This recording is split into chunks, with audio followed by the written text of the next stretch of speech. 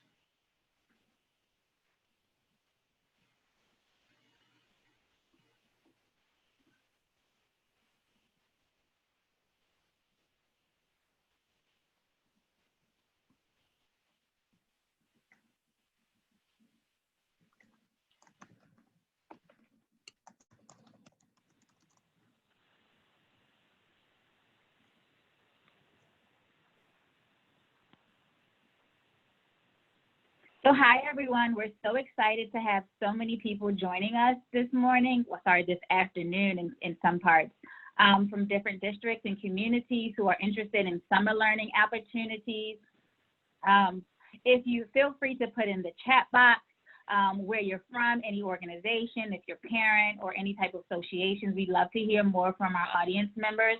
And I'm going to turn it over to Howard, who's going to do a brief explanation for our housekeeping.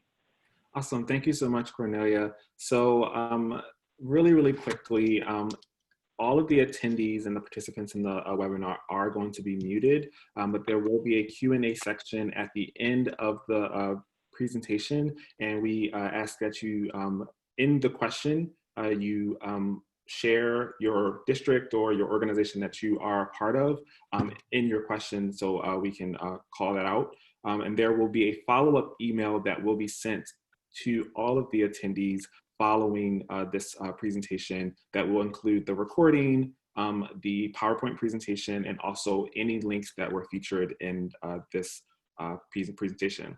As for the agenda, we're going to go through the importance of summer learning, especially this summer, because as we all know, it's so critical for parents and families. The new Summer Stride resource for families, free summer camps and resources, and then of course leading into our question and answer session. So before we get started with all of the resources, I want everyone to take a quick participant poll. So get your keyboards ready.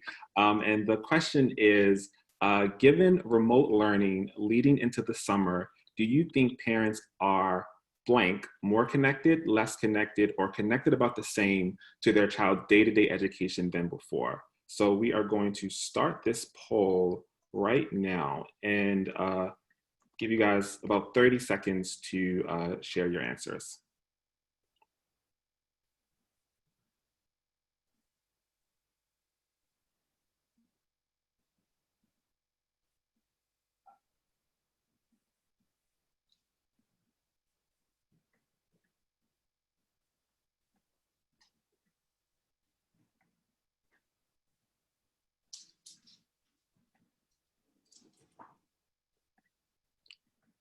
All right, so about 71% of the attendees said they feel that parents are more connected to their child's day-to-day education than before. And we use this, this question because as a part of our Parents 2020 research that we released last month, one of the questions that we asked was around this. And parents felt more connected with their child's day-to-day education now ever than before. About 67% of parents, so almost 7 out of 10 parents feel more connected to their child's day-to-day education than before. 72% of Hispanics, 65% of African Americans, and 66% of white parents felt more connected. So you think of throughout their entire child's education, educational career, right now they felt more connected than ever before. So just something to think about as we go through these resources. So with that, I will turn it over to Matthew Boulay, the founder of National Summer Learning Association. Howard, thank you. Hello to everybody, and thanks in particular to Learning Heroes. We at NSLA have been partners with Learning Heroes for a number of years now, and you know, the work y'all are doing, as evidenced by this poll, is really about listening to parents, talking to parents, and listening to parents, and it is so essential, and I would argue something that we do way too little of. So thanks for the work you all are doing. National Summer Learning Association's been around for about 25 years. I used to say that we're based in Baltimore, and I suppose that's true, but no one's been to the office since March. So we're like everybody. We're based in our homes and bedrooms and living rooms, all spread up and down the East Coast now. We are focused like a laser beam on what happens during the summer months. And, you know, that used to be a period defined, and Howard, you might go to the next slide, but a period defined, you know, in a temporal way by the last day of school and the start of the next school year, kind of roughly June, July, and August. We're now really thinking about summer as the time when school is closed, and that now, of course, stretches from back in March to who knows what. Our mission has always been to focus on our most vulnerable students, particularly children who live in poverty. That is more important than ever this summer. The equity lens is something that all of us are thinking about. One way to, maybe the predominant way to think about summers over the years is around summer learning, and it's kind of the academic impact on children of not being in school. And we know a couple of things. We know that nearly all children slow down or experience summer learning loss. We know that loss is greatest in the early grades. So kindergarten, first, second, third, those children at that age tend to experience the most severe academic loss. And we also know, of course, that our lowest income students experience the most loss. And the final point about the academic loss is that it is a cumulative problem, right? And so what we mean is, it's not so much what happens over one summer, it's what happens summer after summer after summer. And if you think about that in the context of this year, we have, you know, essentially 2 summers back to back, you know, March, April, May, and then again, June, July, August. And so we are, of course, you know, really concerned about what happens to children academically. I suspect most of y'all have seen some of the projections that kids could lose 70 to 80 to 90% in both math and reading, you know, in terms of what they would have learned in a year. So, you know, best case scenario is that kids return to school in September, but we know that is unlikely, at least unlikely that they'll return in the same way that they've had schooling in the past. Even this morning, Dr. Fauci, testifying before Congress, projected that most schools will not be operating sort of Monday through Friday, you know, 7 to 3 as they have in the past. A long way of saying that as much as we're vested in and focused on this year, it makes sense for all of us, and NSLA wants to play a role in helping coordinate, but it makes sense for all of us to begin to think about what happens for school closures during the next school year, and even summer of 2021. We have a publication that's called Summer Starts in September. And the idea is that high quality summer learning programming requires a lot of advance time. And I think that, you know, we're beginning to realize we need to think about 2021 already. Let me very quickly say, beyond the academic piece, we also know that there's a health and nutrition piece to what happens to children when schools are closed.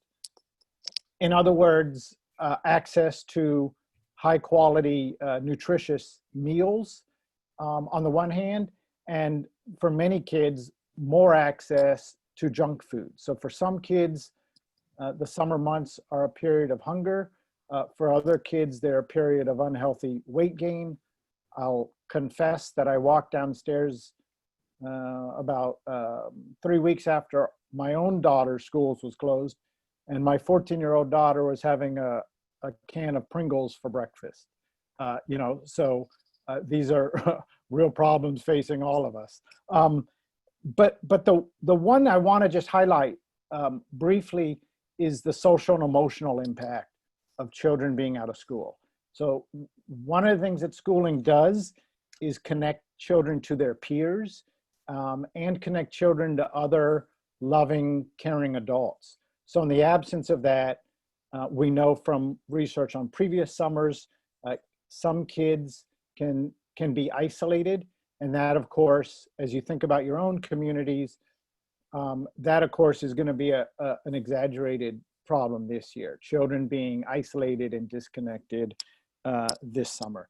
On this slide, innovation is a way that we think about the summers. Summer's a time, because we're not bound by sort of the typical constraints of schooling. Summer's a time to innovate. And I highlight that because I think we're going to, if you think mother or necessity is the mother of all invention, the crises we're facing now is going to yield some extraordinary innovations that we'll try to capture and expand on. Howard, if you want to jump to the next slide, we've at NSLA produced this book, When Schools Are Closed. Is a short title, How to Keep Your Kids Learning When Schools Are Closed. And Howard, just jump ahead one more. The first part of the book are these principles that are a way to think broadly about what summer learning is. And I'll highlight just a couple of them. Summer learning is not summer school, is a way to help parents appreciate the fact that they don't have to teach, you know, advanced chemistry or trigonometry. You know, you don't have to be your classroom teacher during the summer months. Really thinking about child-centered and child-driven learning is a way to respond to children's interests. And then I want to be respectful of time, so I'm going to jump to number 9, which is finally, parents, take time for yourselves. I think it's important for all of us to say out loud in support of one another that these are really difficult times. They're difficult, you know, for district leaders and for school principals. They're difficult for us as parents, and they're difficult for our children. And the purpose in that 9th principle is that we as parents need to take time for ourselves, stay healthy, so that we can keep our kids healthy. Last but not least, these are the digital learning kits that are in the book. 2 examples meant to show sort of the range, learn to code and discover contemporary Latin America. This is really for elementary and middle school kids. They're supposed to be fun activities that help kids, you know, just sort of stay engaged. The last thing I'll say is that the book is going to be free all of next week through Amazon and NSLA in celebration of Summer Learning Week. So you can buy it today if you want for $2.99, but you're much better off waiting till next Monday. and downloading it for free on Amazon, and spread the word. It's available. As many folks want it, we can give it away. I'm gonna, Howard, if you want to just jump to the next slide, and I'll just say that we're celebrating Summer Learning Week this year, as we always have. It's going to be a little different, but there's information on our website. If you run a program in your own community, please visit the website and join us. I'm sorry to be so rushed, but we have a beautiful packed agenda, and I want to be respectful of everyone's time. So thank you all. Cornelia, I think back to you. Yes, thank you, Matthew. We appreciate you sharing with us in such a great, rich discussion. Hi for everyone who's on the call today. I'm Cornelia Calise. I'm Director of Partnerships with Learning Heroes, and I want to talk to you a little bit more about the vision and mission of our organization. And so our mission, primarily here at Learning Heroes, is to develop a complete but accurate picture of parents' children's development, of their of their child's development and achievement, but then also to know what is expected of their children in the current grade and then on to the next grade, even as well after high school. Our vision through that is to ensure that every parent is a learning hero, but advocating effectively for them on behalf of their children's success in school is very important, and it's also to driving school improvement. And here's a quick snapshot of our partners. Here at Learning Heroes, we work with a multitude of partners. And also, you note that from the partners that we also have on this call. But just once again, it's just a quick snapshot of some of the partners that we work with and informs the work that we do. And now I'm going to turn it over to Wendy, who's our VP of Content and Partnerships, who's going to share a little bit about our Learning Heroes research, parent mindset, and also insight. Yeah, thanks, Cornelia, and thanks everybody for joining today. Howard, if you could advance the slide. We start everything we do, as Matthew mentioned, by first listening to parents deeply, and then we share those actionable insights with our broad partners and the field. And then we take those insights, and it's really only when we see gaps in information and resources, that's where we create new ones. And so we are laser focused on helping parents have an accurate picture so that they can best support their child's learning at home and best support classroom learning. We do that in three main ways. So we have three seasonal campaigns that are meant to give parents concrete actions and resources during key points of the school year, and we'll be focusing today, obviously, on summer. The second is we have evergreen tools that are meant to support parents throughout the year, and that is primarily through our Learning Hero Roadmap, which is an interactive guide to support social, emotional, and academic learning, and really building strong relationships and partnerships with parents. And then finally, sort of wrapped around all of that is working with our partners and the field broadly to really move those actionable insights in support of communications and work with parents overall. So we have worked with state and local education agencies in reviewing language around their own communication campaigns, particularly in this moment, as well as providing technical assistance with community and national organizations. Slide. So just a bit about Parents 2020 this year. We quickly pivoted. We were supposed to do our national research later in the fall, but this was the moment to see how parents were experiencing remote learning, to see what their needs were, and then mostly looking to the future in terms of the fall. And so just a bit about the methodology. It was a really robust sample size, one of the largest that we've seen anyway, in current research being done around COVID. So over 3,600 parents. As always, we do oversamples with African American and Hispanics. And this time we did also do an oversample with those in transitional grades and in particular states. All of the research findings are on our site at bealearninghero.org on our research page. I'm just going to give a really high level snapshot of some of the key insights. So Howard, if you could advance. So really compelling and optimistic news, I think, came out of this data. The first is that despite significant challenges, and Matthew, you said it so well, I have 2 young girls. This is not, it's not easy, right? We've up against incredible challenges, both us as parents, organizations, and teachers. But despite that, parents are deeply engaged in their child's remote learning experience. So for example, parents reported spending over 2 hours a day supporting their child during school closures, which I find remarkable. And then they are also planning on showing up differently next school year, which I think speaks to an opportunity. So for example, they want to have a better understanding of what's expected of their child, right? What do those grade level expectations look like? They want to make more time to be talking to their child about their assignments. They also want to have closer relationships with teachers. So that's the first, which again really speaks to the opportunity.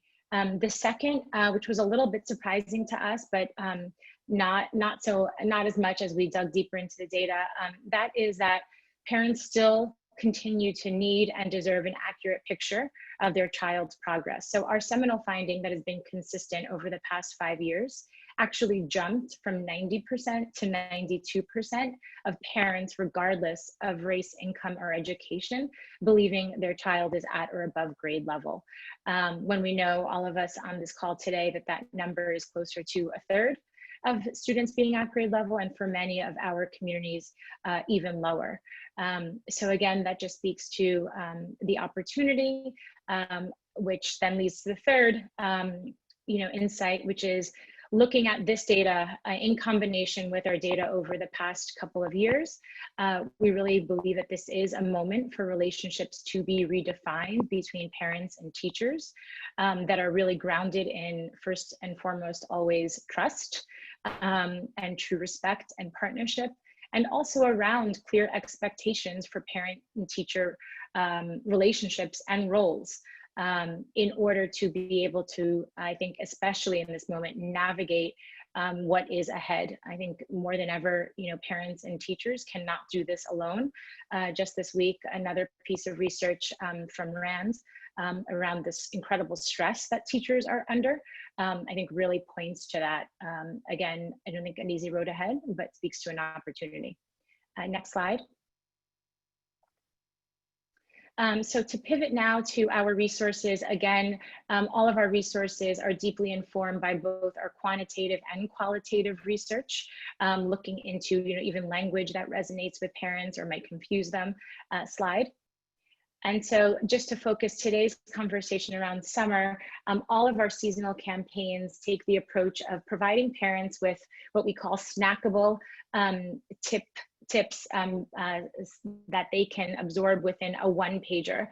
This is a multimedia approach, so it's available. You can print it if you're sending home summer packets. You can also use it as a digital one-pager, sending it home as part of e-newsletters.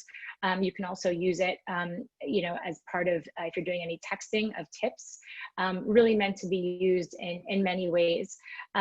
This one-pager can also be co-branded. That's a big part of what we do, and we have seen an uptick in those kinds of requests. So look out for the follow-up email after this webinar, where we'll be sending a Google form, and you can make that request to have this one-pager co-branded with your logo, and really meant to be used in support of your existing outreach. And then finally, we do always have an interactive landing page that matches resources to these specific tips. Some of these are our own, and some of them, many of them, are from our trusted messengers that are working with parents day in and day out, and partners, many of which are on this call. So slide. And just to give you a sense of what these tips look like, intentionally showing them in this way, as they are designed, again, to be shared in multiple ways, again, text, social media. So the first step is all around finding the right resources to match your child's needs. And Matthew, you said it so well, like under all of this stress, parents can't be expected to be teaching the full curriculum, but what they can do is know a little bit about what are those 3 to 5 skills that are critical, end of year skills, that are critical for their child to be successful in the next year.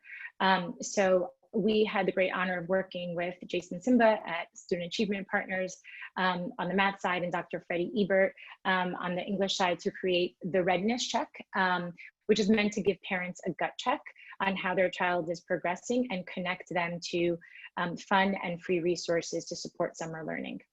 The second tip is all about supporting social emotional skills, as you said, Matthew, which we know from our research with parents, they call them life skills. They see them as integrated, and that's an opportunity for us to really tap. Now more than ever, parents can be role modeling and being open. I know I share with my children when I'm having a rough day, and share with them some of the strategies that I'm going to use to try and manage that stress. And I think it's also something that we can certainly, with the extra time we have during summer, continue to do, especially during moments of transition like we're in, and during hard moments. Next slide. The next tip is about, it's been shown in research that having children share what they know or sort of reteach is a great way for them to recap important skills and also build confidence. And as we were saying, students are missing their loved ones. I know we do this with my daughter's grandmother, my mother. She shares what she's learned that day, and it's a great way for them to bond and also review those skills. The next one is all about leaning into your child's passions and interests, a great opportunity always to do during summer, but especially during this summer when we know it's so important for parents to be paying close attention as to what makes their child tick, what motivates them to learn.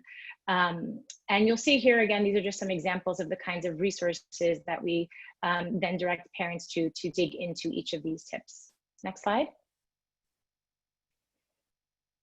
And then lastly, during this moment of change, every community is different in terms of what's opening up and what's not.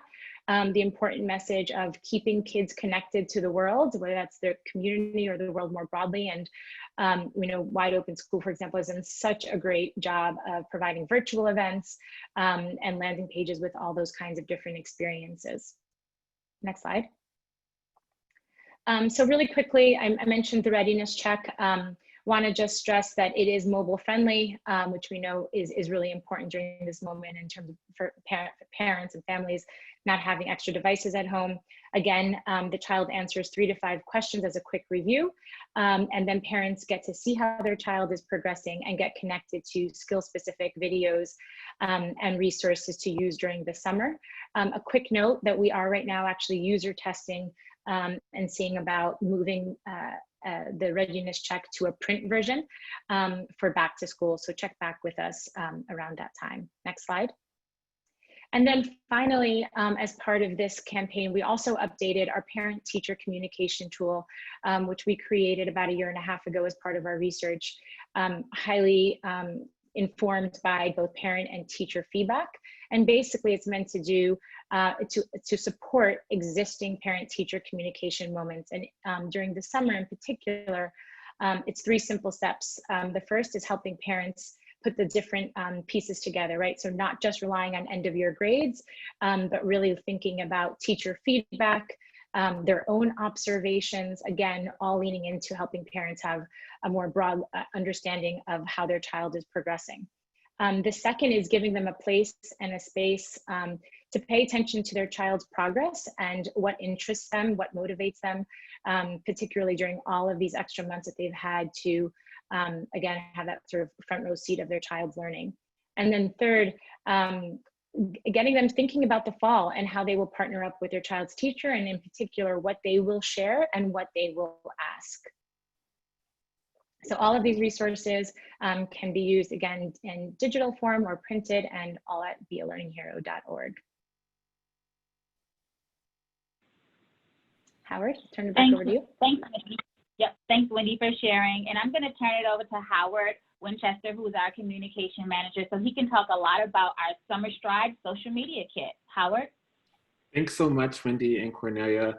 So really quickly, our social media toolkit features a bunch of different sample posts for social media, for Twitter, for LinkedIn, for Facebook, and other social media platforms. And as you can see, some of our awesome partners at National PTA and America's Promise, we have these posts featured in both English and in Spanish. The social media toolkit includes click to tweets and also includes videos that you can use to share amongst your networks and your family engagement follow-ups. And just one final thing in regards to social media and Summer Stride. So we are partnering with NWEA and Great Schools on July 7th, next Tuesday, for a Summer Stride Twitter chat. And it's a part of National Summer Learning Week. So if you are able to attend, it's going to be next Tuesday, July 7th at 2 p.m. Eastern, 11 a.m. Pacific. And we hope to see you guys there to kind of share your Summer Stride, your summer learning resources. So with that, I will turn it back over to Cornelia. Thanks, Howard. And so I would like to introduce Rosia Lopez from Common Sense Media Latino, so she can share a little bit about summer learning opportunities. Rosia? Hi, everyone. Pleasure to be on this webinar full of resources, and it's so much great programming for families and children that we have to offer. So let's go ahead and start with our offerings at Common Sense. I'm with Common Sense Latino, but of course it's under the large organization umbrella of Common Sense. But as Wendy mentioned earlier, we did just recently launch wideopenschool.org, where we partner with a ton of amazing online educational programs, including PBS, Time for Kids, National Head Start Association, National Geographic, and of course, Learning Heroes, to curate the best of the best online children's content that's educational and great for their learning, especially at home learning. So we've curated educational programs for kids pre-K through 12. It's for educators and for families, and you have to check out the site. It's completely free, and it's available in English and in Spanish. Let's go on to the next slide. All right, so now that I got Wide Open School out of the way, I have another resource that I would love to share with you all. It's called Tech Balance. And Tech Balance is a way for you to receive, or for parents to receive, the common sense tips and advice directly to the palm of your hand, directly to your text messages. And we're including some of the content and programming that we are curating on Wide Open School. We're actually including it via text message. So this is all our amazing, common sense tips and advice and practical tips. We keep it very encouraging. We keep it bite-sized because we know that a lot of parents don't always have time to, read through all these amazing newsletters that we send, but we know that they don't always have time to look through every single, resource that we send them. So this is a way for us to send them via text messages, sometimes links to short videos, fun images that they can use with their children as conversation starters. And what's best is that parents can choose to enroll in Tech Balance in either English or in Spanish. Let's go on to the next slide. So some of the topics that we cover in Tech Balance are healthy media habits, high quality recommendations, early childhood development, co-bonding, and how to have conversations about the content and media that children watch, self-care and family well-being, digital citizenship, online learning and educational apps. And we also are sending out some how-to videos. We know that some families, this is the first time that they're having to know about Google Classroom and Zoom and Seesaw and Class Dojo. Some parents, are less tech savvy parents. This is the first time that they're being introduced to some of those programs and engaging with teachers and with their schools online. So we send out some how-to videos on that. Let's go on to the next slide. And like I mentioned, we're also sending out some of our programming that we have at Wide Open School directly to parents' text messages. On to the next slide. We send messages, about 2 to 4 messages per week. It is completely free, but of course we have to say data and message rates may apply. So check your plan. If you have an unlimited texting as part of your provider plan, then you're good to go. In Spanish, parents can sign up by sending the word familia to the number 21555. And in English, parents can subscribe by sending the word kids to the number 21555. This program is only available in the US, and it's highly recommended specifically for parents of children between the ages of 3 to 8 years old. Although I have heard that some parents have older kids, you know, teenage kids, and the healthy habits and advice still apply to them. And let's go on to the next slide.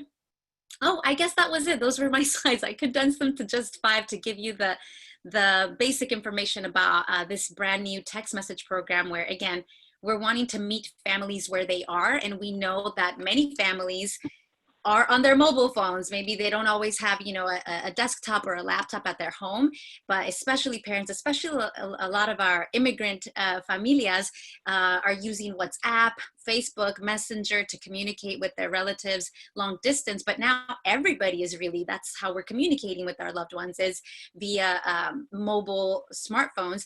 And so we want to make sure that we're able to send parents resources and information in the platforms that they are already on. So that's Tech Balance for you. Thanks again, Rocio. That was really great information that you provided us and a lot of good resources. And feel free, if you have any additional questions, feel free to put them in the chat, because up next we have Sandy Goldberg, who's the Education Director with WNET. Sandy?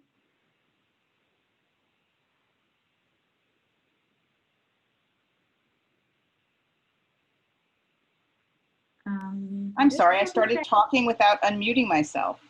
You're way ahead of the game, Sandy. Thank you.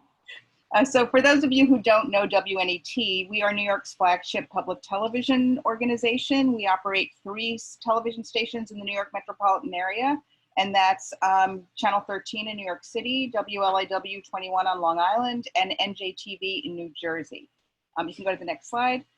This past spring, in response to COVID-19 school closures, we launched 2 television series that provide students with teacher-led instruction without the need for broadband or internet-enabled devices. We know that there are a lot of students out there that don't have access, so we wanted to make sure that they would have access to quality learning experiences. So on April 6th, we premiered NJTV Learning Live, which ran weekdays from 9 a.m. until 1 p.m. through June 19th. Each episode of NJTV Learning Live includes an hour of instruction for each grade, 3 through 6. We produced the series in partnership with the New Jersey Department of Education and the NWEA, with lessons led by some of New Jersey's finest public school teachers. Let's Learn NYC is a partnership with the New York City Department of Education that focuses on our youngest and most vulnerable learners, children from age 3 through 2nd grade. Let's Learn NYC premiered on May 4th and ran until just this past Friday, which was the last day of school in New York City. Both series are available on demand streaming on the NJTV and 13 websites, so they're accessible for summer learning anytime, anywhere. And Let's Learn NYC will return on July 13th, when it will run for another 5 weeks through the summer. So the next slide. Also on July 13th, the WNET is premiering Camp TV, which is a summer broadcast series for kids ages 5 through 10 that blends day camp and learning into an hour of playful fun.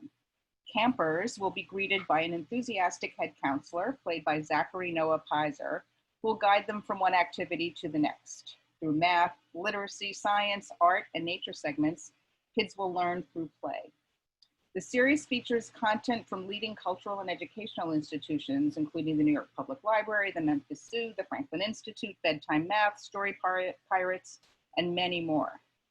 In the New York metropolitan area, Camp TV will air on WLIW at 10 a.m., on 13 at 11 a.m., and on NJTV at noon. There'll be new episodes for 4 weeks through August 7th, and then repeats will run for another 3 weeks through August 28th. We've offered the series to PBS stations across the country, so check your local listings to see if it's airing in your area. There are some stations that we know will be airing it, and I'll post those in the chat shortly. So just like NJTV and Learning Live and Let's Learn NYC, episodes of Camp TV will be available for on-demand streaming. There will also be a companion website with a host of digital resources to extend and enhance the learning from the broadcast. So now I want to take a quick look at the opening tease for episode 1. It's a very short video. Go ahead and play.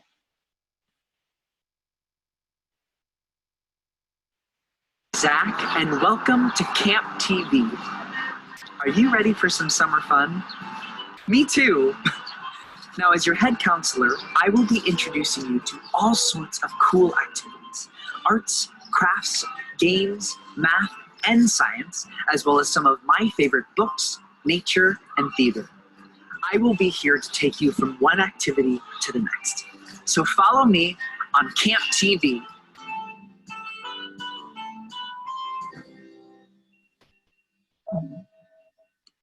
Okay, next slide, please. Hey, everybody. Are we set? Okay, so I also want to share with you just a few online resources from PBS.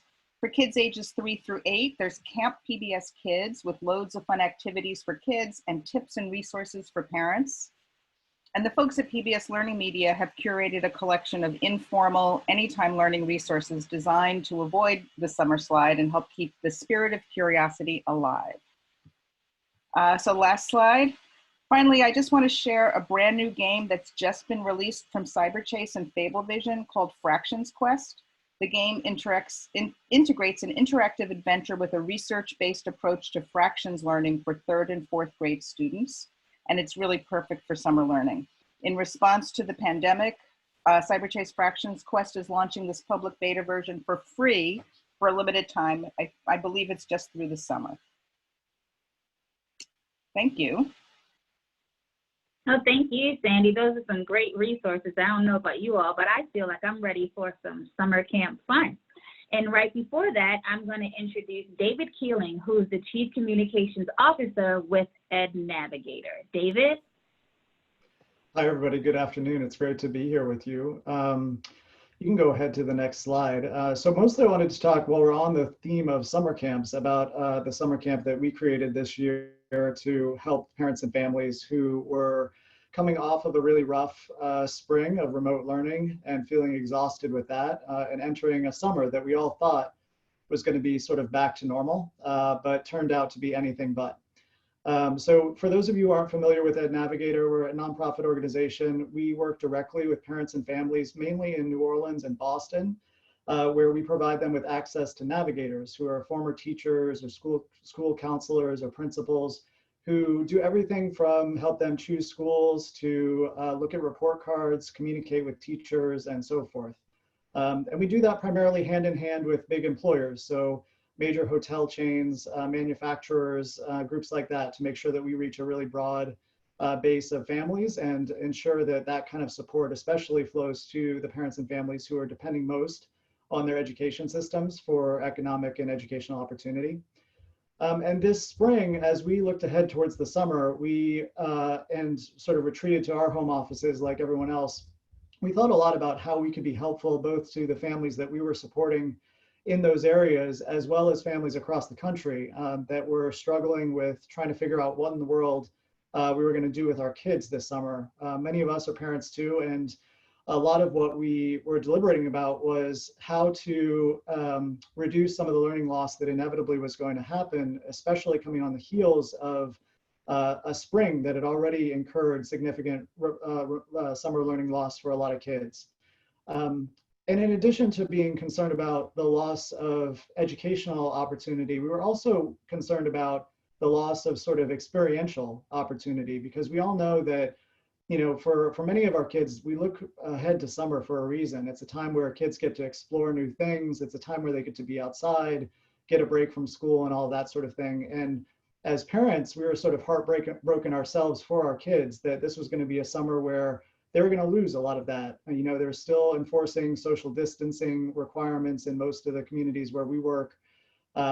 We were still in a place where pools were going to be closed and private summer camps were going to be closed and schools were not going to have opportunities. So you were really at a sort of threat of families going into free fall this summer without a lot of support. So we tried to think about what we needed as parents and what we thought the parents that we work with could find most helpful. And we came up with this idea of Camp Kinda. So Camp Kinda, as the name suggests, is very honestly, you know, something that approximates a summer camp. We wanted to be very transparent about that as we went into this. We feel like parents sometimes get promised a lot, and especially at this particular moment, none of us want to have promises that we feel like we're not living up to or that are broken for us. So Camp Kinda speaks to the fact that it's kind of like summer camp. It's a virtual summer camp that we provide to families, and it's built to be the sort of camp that we want for our own kids, which means that there's no cost whatsoever. It's 100% free. There's no complicated logins or anything like that. You can get started today if you want by going to our website, campkinda.org. All parents need to do to sign up is to add their emails to our list, and then they start getting emails every day, every week with activities for their kids. And we've tried to cull the best from various online activities and then complement that with offline activities that get kids away from screens and outside to the extent that that's safe and a possibility for them. We partnered with a lot of other employers to help make sure that this is available to a wide range of families. So some of the ones we're working with include major employers like Wayfair, but also Harvard University, Dana-Farber Cancer Institute, Entergy in Louisiana, among others. And they're trying to push out Camp Kinda to their employees, make sure that working parents in particular are aware of it. To date, we've got about 35,000 families that have registered in all 50 states, plus some international families. So we've been really astounded by the reception so far. Every week we're putting interesting, engaging activities into the hands of kids. So you can see on here a couple of samples. Our first week was focused on history's mysteries. So kids got to explore the Bermuda Triangle and Amelia Earhart and things like that. And then their second week was on movie making magic. So kids got to learn how to make their own special effects and learn about the craft of movie making. This week is a lot of fun. We're doing Kingdom of Bugs, and kids get to examine sort of the insect world and become entomologists themselves, which is a blast. I know my kids are downstairs busy collecting ants right now, I believe, to participate in some of those activities. So that's Camp Kinda. What we mostly hope is that this gets in front of as many families as possible, and we hope it's useful to them. It runs from June 1st all the way to September 1st, so 13 weeks of camp activities and 3 to 4 hours a day.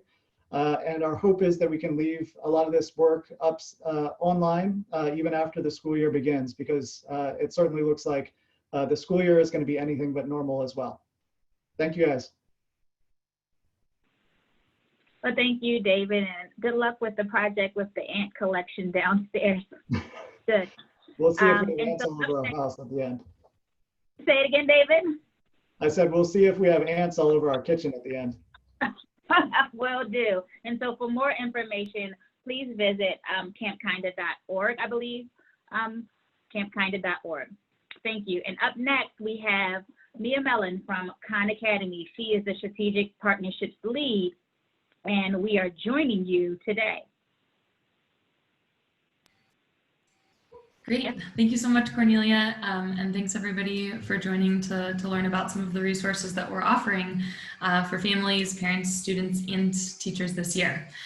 So what I'm here to talk with you about today is Camp Con, which is a fun way to prepare students for math next year and build their confidence for years to come.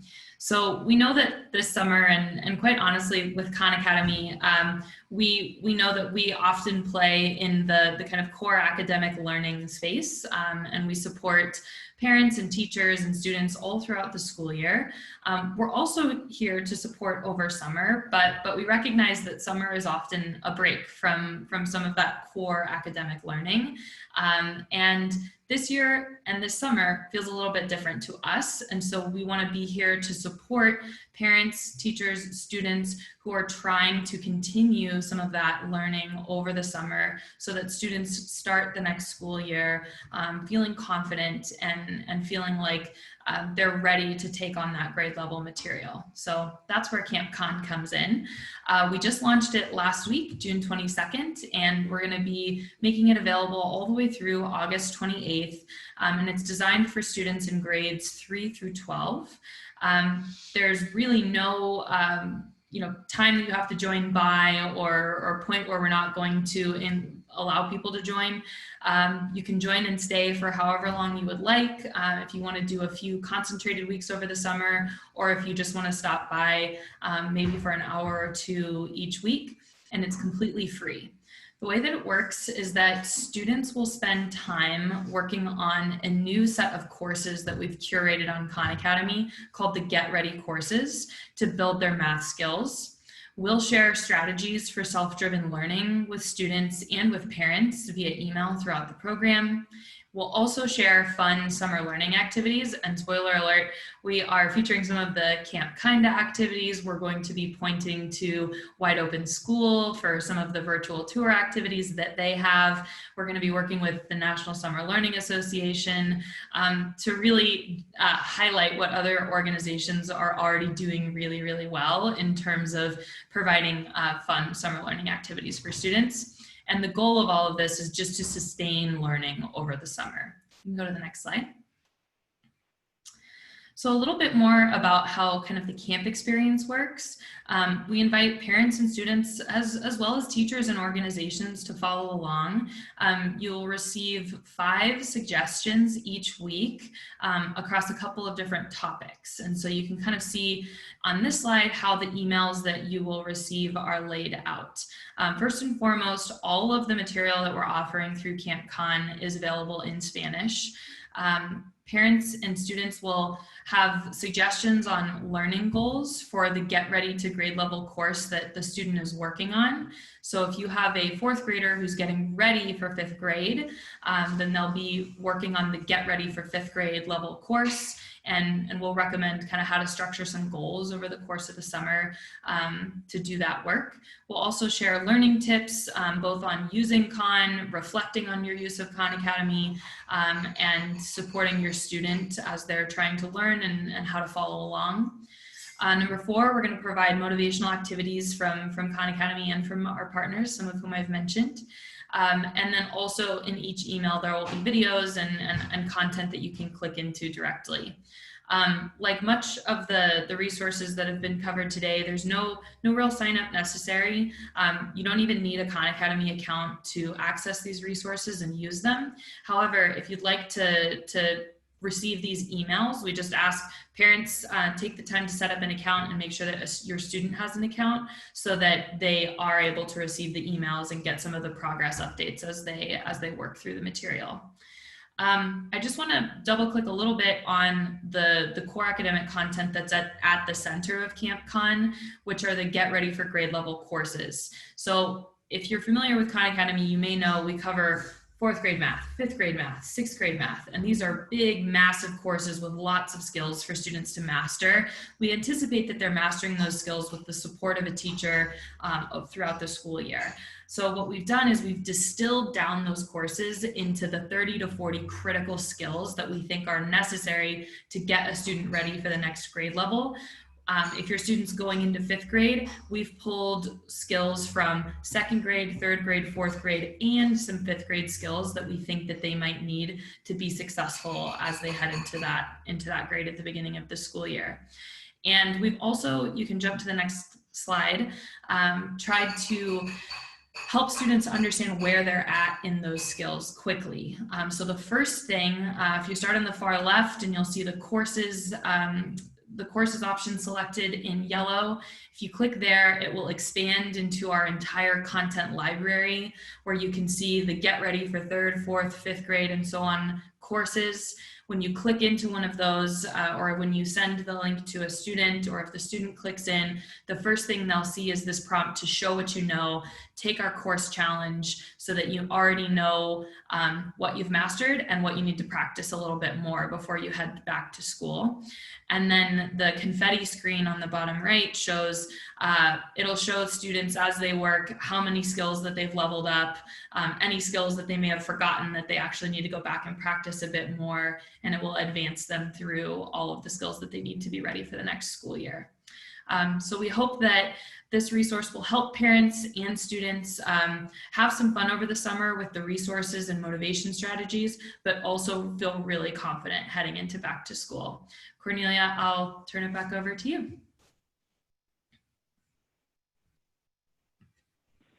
Sorry.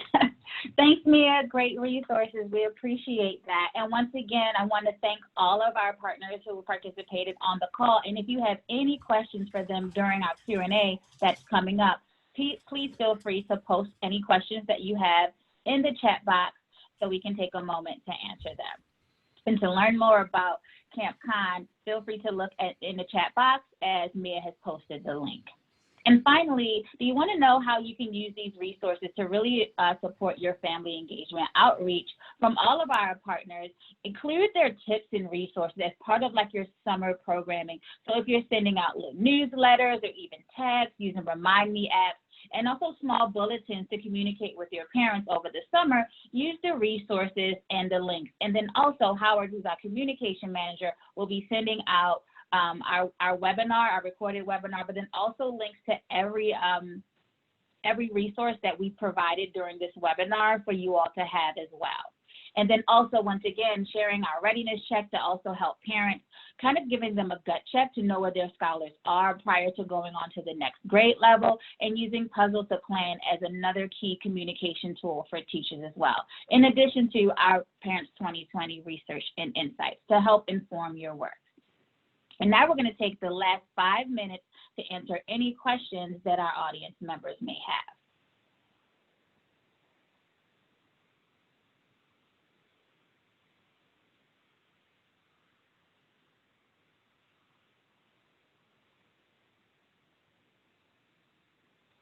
Just take 2 to 3 more minutes.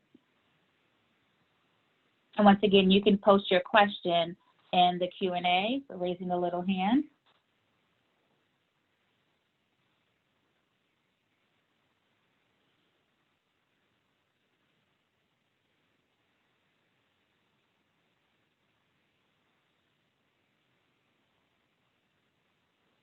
Well, it doesn't look like we have any questions, so I will say that at this time, we've done a great job with our presentation.